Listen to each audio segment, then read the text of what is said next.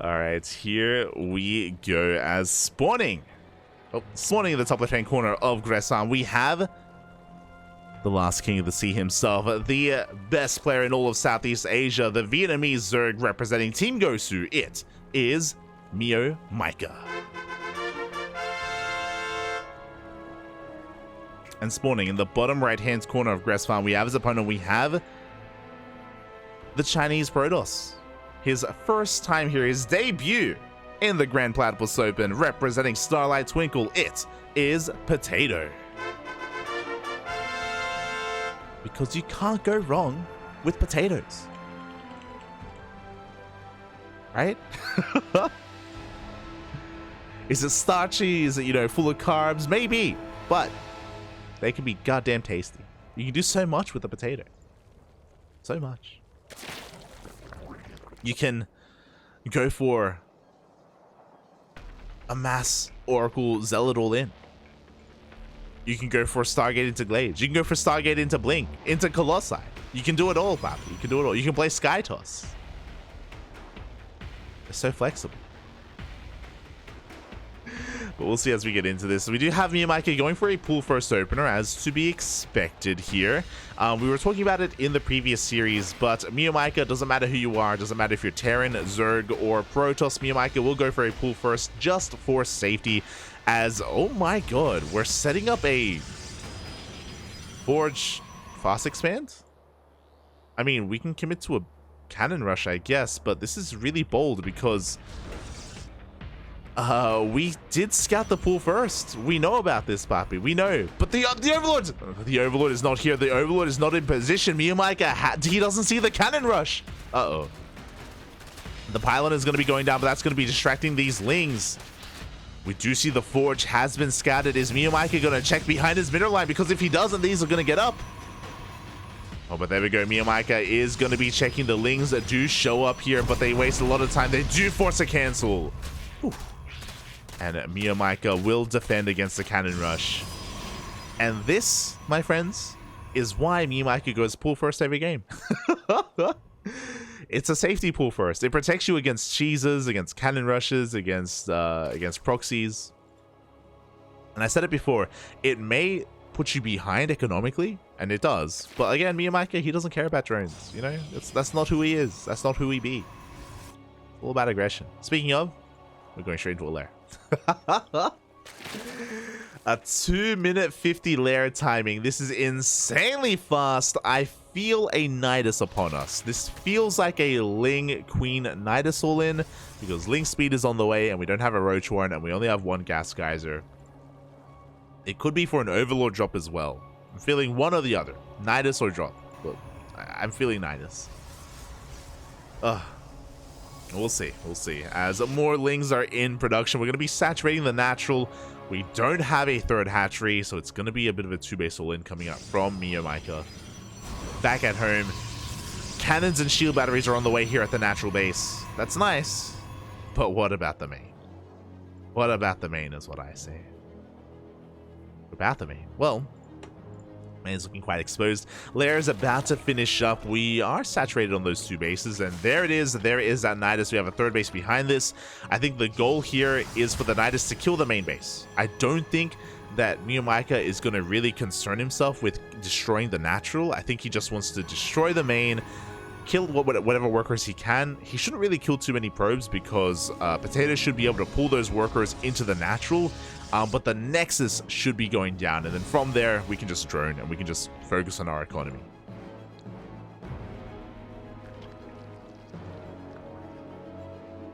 As more Lings are on the way, we do have a second Forge being thrown down for 1-1. My god. But we don't have vision in the main base. The Nidus is thrown down, and Potato is none the wiser. There we go.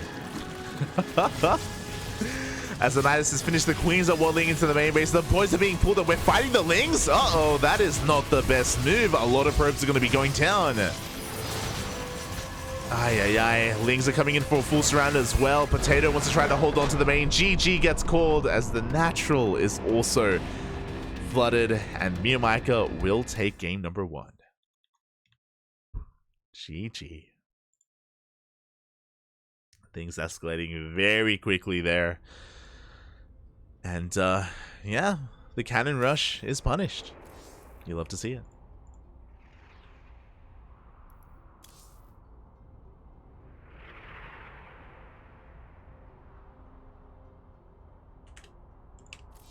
So we are going to be switching servers from here, but a solid game number 1 there from MeomaikA. And I wonder if Potato has too much experience with MeomaikA as well, if he has experienced the likes of MeomaikA before. Because again, I don't think it's a wise choice to try to cannon rush him, especially knowing that he goes pool first every game. I think it's unwise, and we saw why.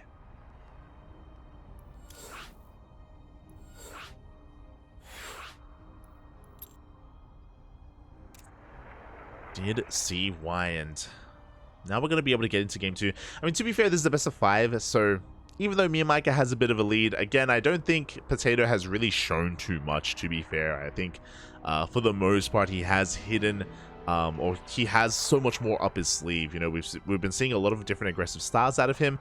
I was not expecting a cannon rush. Of all things, that's not really what I was expecting to see out of Potato, but yeah, there you go. You love to see it.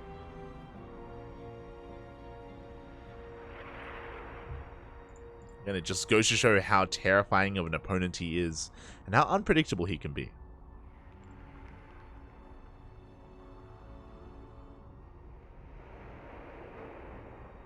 I'm catching up in the chat. I love Mio, but even King's pale in comparison to the deliciousness of potatoes. Oh. Ay. I had to eat 80% potatoes for a week. Please, not again.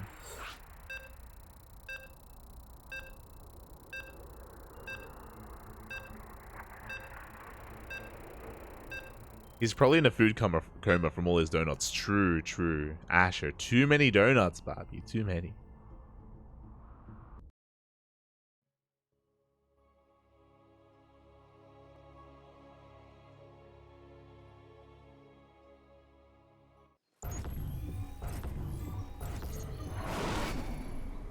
And here we go. We are going to be getting into our second game of this series. And God, they switch colors.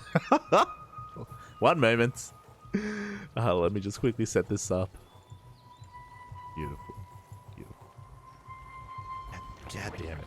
As once again, spawning in the top right-hand corner. Oh, let's go, Bobby. It's time. It's Ancient Cistern. One of the largest maps in the map pool. The ideal map to 12 pool. This is technically a pool first, but a different variation from our Vietnamese Zerg player representing Team Gosu. It is MeomaikA. And spawning in the bottom left-hand corner of Ancient Cistern, we have the Chinese Protoss player representing Starlight Twinkle getting 12 pooled. It is Potato.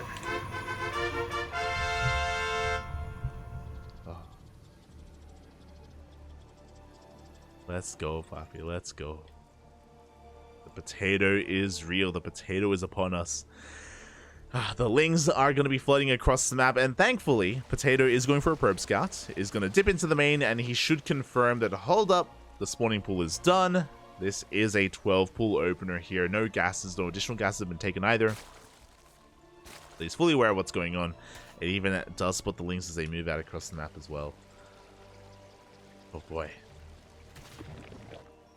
And this is gonna get interesting. Back at home, we are reacting with a full wall off. We're chronoing out our first zealot as well. We have a second pylon, and we should be safe and sound here. Of course, this is gonna come down to the control and the micro, and our Protoss player. Oh, as I do have to update the score. My apologies. I was a little bit distracted by the opener and everything that was happening. But as long as the zealot doesn't get surrounded, like, we should be safe. We should be sound. Should be okay. We even have a couple of probes here to back up this zealot to make sure there is no surround. A drone is going to be mineral walking past. Oh my god! He's trying to set up for a proxy hatch. A very late proxy hatch at that, by the way. Here we go as the zealots are being surrounded as well. How did this happen? First zealot does go down. Second zealot soon to be going down as well. And the drone will make its way back home. the time for our proxy hatch has come and gone. It's a little bit too late for that. But shout out to this drone, you know, it went on a mission. Saw the world. Saw more than your typical drone would. And will even make it back home to tell its tale. To spread its story. Oh, beautiful. Meanwhile, now MeomaikA is going to be in a little bit of danger. We do have a counterattack with these 2 adepts. Of course, there is no link speed. We have been working with very minimal gas for quite some time. MeomaikA should be able to keep up. At least he killed both of those zealots, so 2 adepts on their own, they aren't the most threatening force.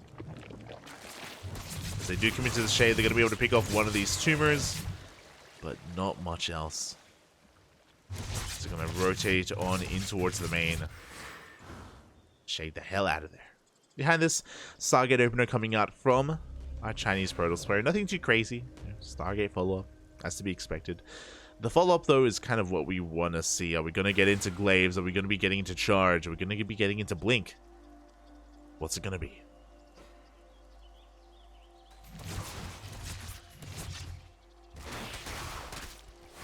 Till such a time, you know, the Adepts are just going to be threatening here and there. MeomaikA is still on 2 bases, bear that in mind as well. We didn't skip Link Speed. We are staying in gas as well.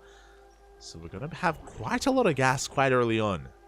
What's that going to be for? I imagine a fast lair, but it could be for a Roach Warren.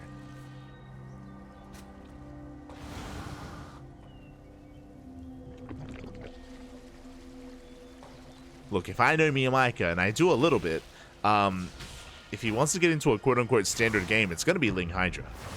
Let's be real. Oh. As a couple of Overlords across the map are going to be hunted down. And good pickups here from our Chinese Protoss. Adepts do commit to the shade as well. We do have 4 of them, and they're going to be able to go toe-to-toe with all of these Lings. One Adept does go down, but this is still going to be a pretty good trade from Potato, as he does shade out once again. Oh, even escapes with his 3 Adepts. Meanwhile, the first Oracle has arrived. We have a second one coming up behind this. We are working towards our 3rd Nexus.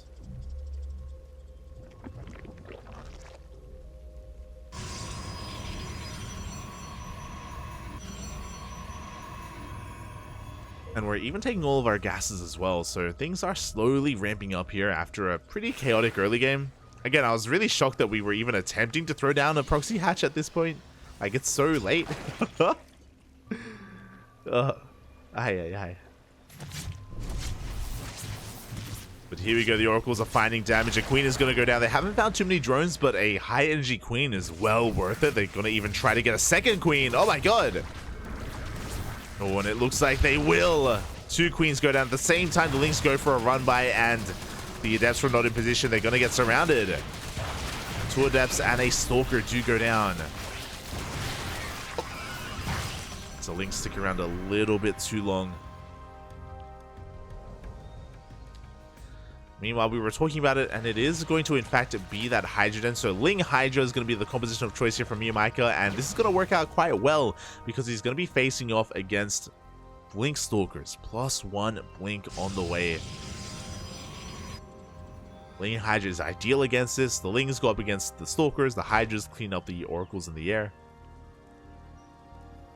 Now, we'll see if Potato is going to be committing to this, or if he intends to once again be a little bit more defensive and a little bit more passive, just like how he played against Demi. As the Hydra Den has been spotted. Has been caught by that revelation. And there we go, we have stack defense on the way, so it looks like Potato does want to take the role as the defender. Wants to just back off and hold on at home. So Lings are rocking on up. They're going to try and get us around, but no, we have a solid force field. Good bait by MeomaikA as well. Triggering that stasis trap. And Meo, he has cut workers quite early. We have moved up towards 53 drones, and that is it. 53 workers, and that is all we have to work with, as he's just flooding Lings and Hydras across the map. Boy, this is going to be spotted by the Oracles of Potato. The power here of MeomaikA is that he doesn't have to commit towards the third base. He can go towards the natural instead, but we do have a cannon and a shield battery here as well. Oh, the stasis! Ooh, a massive stage trap going off there on 6 of those Hydras. Uh-oh. And that is the majority of the DPS here of this army, but that's Mio. He doesn't care. He's going for it. He doesn't even care. He gets us around on some of these Stalkers. The Banelings don't want to get wasted. As the wall, no, the wall is not a wall. The Ling Bane does waddle on in. Oh god! The probes get pulled, and they're gonna get pulled into some of those Banelings. Not the best connection so far, to be fair. The Hydras are isolated on their own. As there we go, finally a couple of those probes are going to be going down, but Potato, it feels like he's holding quite well. I feel like the Ling Bane needed to do a little bit more damage. This Potato is defending.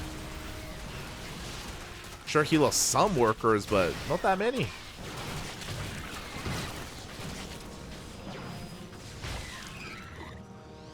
As Potato does survive, MeomaikA forced to back off. His drone count, not quite to existence. He's down to 49 drones. Oh, he's going to be catching this army. Oh, wow. Every single sentry is going to be going down. A solid pickoff here from MeomaikA. How does he do it? He drones up to 50, and that's it. He's making another massive wave of Lings behind this. Meanwhile, the Oracles, they do not care. But they should, because the target firing from this Spore, 2 Oracles go down for a Queen. Oh. Expensive losses here from Potato.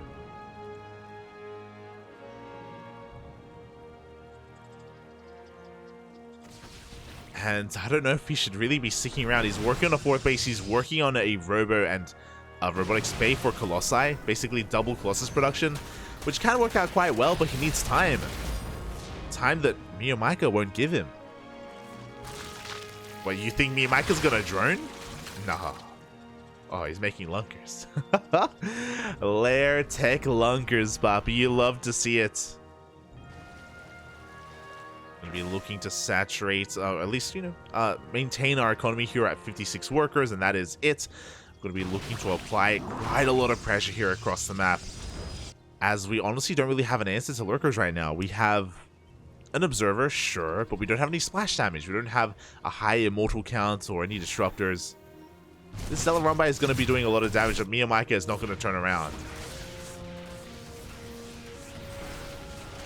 Oh, as we do see 1 or 2 lurkers going to be going down. The Link's coming from behind. Oh my god, there is no way out. A lot of damage being done to these Stalkers. The lurker count has been slowed down, to be fair, but 4 of them are going to be covering the natural entrance. We do have the other 2 towards that mineral line. Oh, and it looks like Potato is being broken once again. That Zealot Rumbai is doing a lot of economic damage, don't get me wrong, but this is doing so much more. The 3rd base is going to be going down. The natural base is under siege. The production as well. We do see Zealots coming in from behind, but now MeomaikA reinforces. GG gets called, and MeomaikA will take game number 2.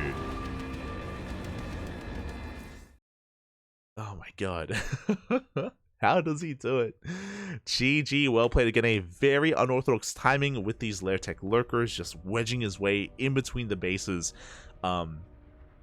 Unfortunately, Potato was focusing a little bit on counterattacking across the map. He was spending warpins across the map as well when he needed to focus on his defenses back at home. And even if he did, to be fair, I don't know if he could have stopped MeomaikA, just because he had been able to tech up and transition into lurkers without being spotted. Unfortunately, I think a lot of this may come down to the fact that, as we do switch back over actually, I do think that a lot of this comes down to the fact that that Potato lost their oracles, lost 2 oracles if you recall in that counterattack, 2 oracles for a queen, and after the death of those oracles, suddenly Potato, he can't be active on the map anymore. He doesn't have as many revelations. He doesn't have oh my god.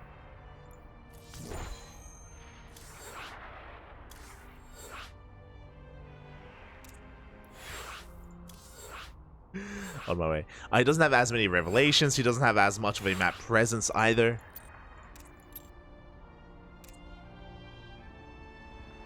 and the likelihood of him scouting those lurkers is that much lower as well. So they were quite a surprise to Potato. He just wasn't ready for it, and oh boy, now he's up against the wall. Now MeomaikA is one game away from taking the series.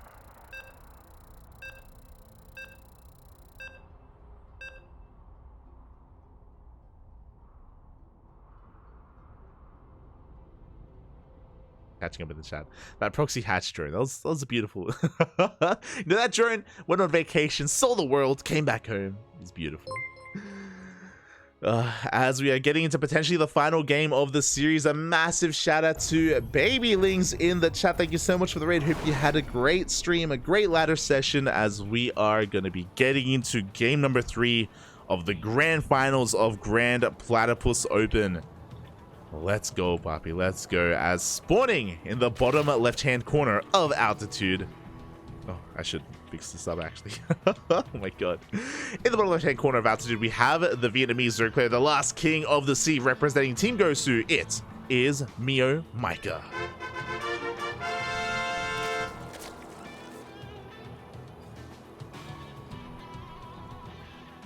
And spawning in the top right-hand corner of Altitude, we have his opponent. We have the Chinese Protoss player representing Starlight Twinkle. It is Potato. Oh boy, we've already had a pretty wild series so far. To catch you guys up on what's been going on, if you're just tuning in now, this is Grand Platypus Open, a bi-weekly tournament for the ESL Masters Asia region that includes Oceania, Southeast Asia, Taiwan, Hong Kong, and China. So a bit of a regional tournament that we do host every 2 weeks. And this is the grand finals. Oh my god, and MeomaikA is proxy hatching. Or he's hatch blocking, I should say. On Altitude of all maps, the largest map in the map. Well, it takes so long for the drone to get across the map, but that was beautifully timed, as MeomaikA does get the hatchery down. When it comes to the series, this is a best of 5, of course, best of 5 grand finals. Game 1, Potato attempted to cannon rush and failed. Attempted to cannon rush, and MeomaikA deflected the cannons and went into a Ling Queen Nidasaur in from there, and did overcome and take game 1 quite swiftly. Game number 2 was a little bit more back and forth. We got to see MeomaikA go for a 12 pool opener, apply some pressure, but at the same time not really do too much damage. He kept trying to go for a Ling Bane aggression, but Potato was holding on strong initially, and then MeomaikA did tech into lurkers off of Lair Tech, of course. Hit a very crisp timing before his Protoss opponent was able to get out Colossi or Disruptors or really recognize what was going on, and MeomaikA was able to clutch out game 2 with those lurkers. And here we are in game number 3, where MeomaikA goes for a hatch block. It was technically a hatch first, I guess. Is forced to cancel in the end, but is going to be delaying the bases here of his opponent. Is going to be throwing a wrench in the works when it comes to the overall build order. Meanwhile, the drone even dips into the main base and does get a scout off and does get confirmation that it is a Stargate opener. Oh boy.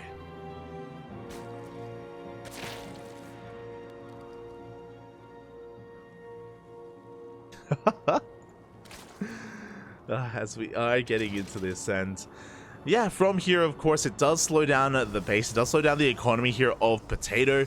Is it the biggest of deals? I mean, it's pretty huge, to be honest, especially on Altitude. Like, we're just stuck with one base economy. We have been long distance mining for quite some time. Behind this, MeomaikA getting into his 3rd. Droning, getting saturated. Because he saw the Stargate opener, he's already got spores on the way as well. Oh, but we're actually going for a Void Ray first. Uh-oh. Oh, no. Not like this, puppy, not like this. So earlier, I was a little bit concerned that Potato would go double Stargate Void Ray against Demi, if you recall. We were making predictions about what would happen in game 3, because it went to the ace match, and I predicted double Stargate Void Ray. We didn't see it. Are we going to see it here? We do have a Void Ray first coming out from our Chinese Protoss player. It's going to be designed to clean up some of these overlords. Behind this, though, MeomaikA is rushing into his lair. This was, what, a 3-minute 43, yeah, I want to say around a 3-minute 40 lair timing. Gases are being taken. Are we going to go into 2-base Spire? Or a Hydroden? It's either Spire or Hydras. Let's find out. Meanwhile, a couple of Lings that do slip into the main base, and oh god, a lot of damage is being done. 3 probes go down, a lot of lost mining time as well. Not like this.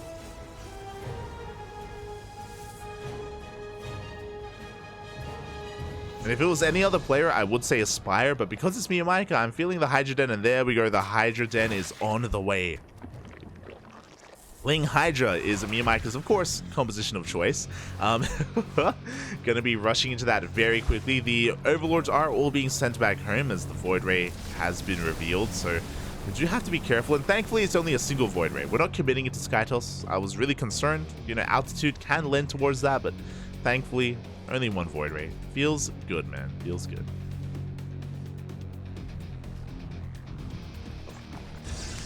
As our 3rd base is being taken. Because we went for a Void Ray, we actually only have 1 Oracle. We're not really investing too heavily into harassing damage. We all know the wall once again is not a wall. Oh my god, not quite on hold position. And once again, more probes are going to be going down. Ay, ay, ay. Looks like not too many workers, but lost mining time. You know, we're disrupting the gas income. And also we're getting a full scout of the main base, confirming no additional stargates, only gateways here in said main, and the Spotlight Council as well. Now, because the economy of Potato has been so disrupted, like I have a hard time kind of reading what this is going to be. Like, if we saw a standard opener, I would assume that this is going to be a Blink Stalker all-in, you know, off of 7 gates, right? Like, there's no Forge. There's no Forge, there's no +1, there's no longevity with this army. But I also don't think we can afford a Forge because we've just been losing so many workers, and we've had so much lost mining time as well, and we had to delay natural, and we had to delay 3rd. It feels like there have been so many delays, so I don't know if we're just likewise going to be delaying the Forge. Yeah, there we go, we are. So we are working towards a Forge, just much later than we would like. Upgrades are going to be delayed as a result, but, you know, I mean, we have to just because of how the game has been turning out. Meanwhile, MeomaikA has taken 3 gases, has droned up to 50 even, and he's just going all in. He's going for a very powerful push here with his Lings, with his Hydras. Oh, we do have a shield battery here in the natural. We have an overcharge as well, but we don't really care about that. We're going to be rotating over towards the 3rd base. Stasis Trap does get triggered only by a handful of Lings. As the Hydra stutter step forward, the Void Ray goes down, the Oracle as well. The boys are being pulled because they have to be. Oh, but this is already too much damage. The entire mineral line goes down. MeomaikA just has too much. GG gets called. And MeomaikA will take the series 3-0.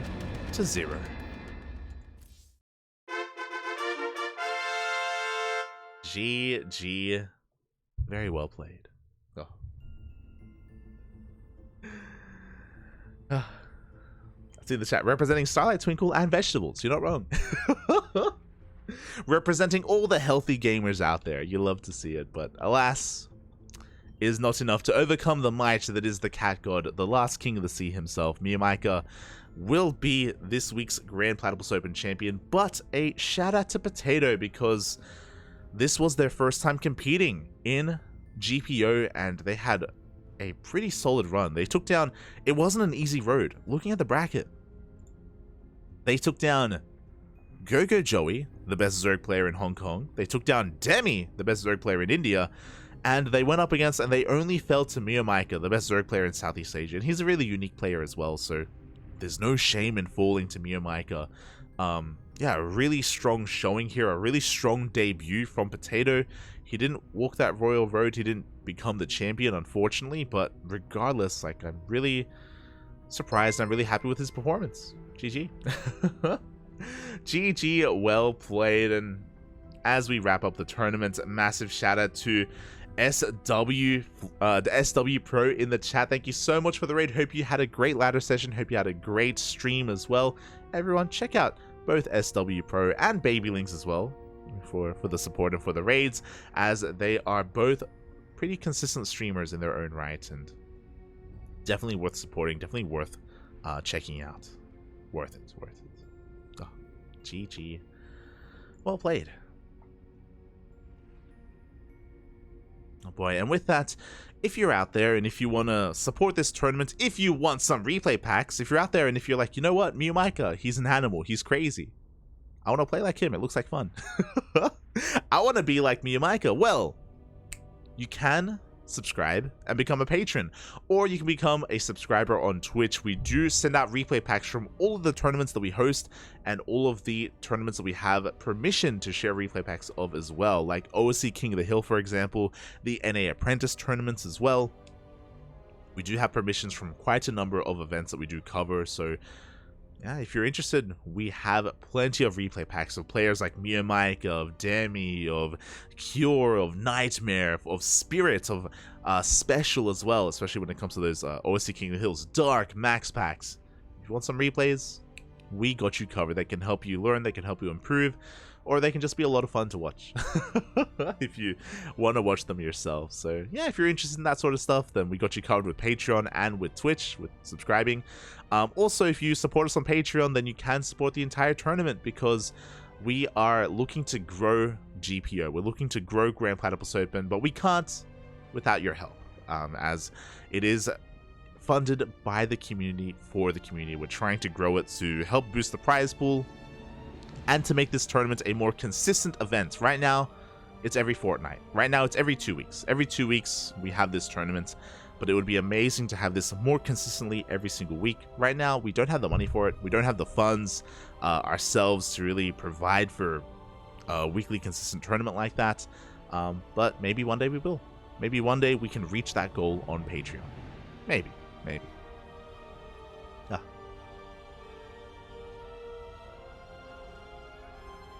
See in the chat, we all love underdogs. We do. Shout out to Potato. I mean, he did really well for himself, and yeah, I hope everyone in the chat enjoyed themselves with that. If you want some more Grand Platypus Open Grand Platypus Open action, you can come in 2 weeks. Again, for now, it's a bi-weekly tournament. Every 2 weeks we do host this event, but if you want some more Cranky Duckling action, some more casting, some more StarCraft, in 1 hour. 1 hour from now, we're going to be live with WTL, with World Team League. I'm going to be handing the stream over to Kuro. Kuro is going to be live. Like, I'm going to turn the stream off, and then the stream will magically turn back on. And Kuro is going to be going live as she handles the production for World Team League. So, just going to be handing off to another fellow Duckling, and we will be casting World Team League tonight. What matches are going to be played? Let me just double check. We're going to be covering... I need to do my predictions. I almost forgot. We're going to be covering Berserker Esports versus Team Liquid. Oh, so we're going to be seeing Clem, Skillis, and Mana going up against Spats, Dimalga, and Papi. You love to see it. And we're also going to be casting On-Site Gaming versus the Starving Camels. So that's going to be Maru, Solar, and Ryung. Oh, no Crank this time.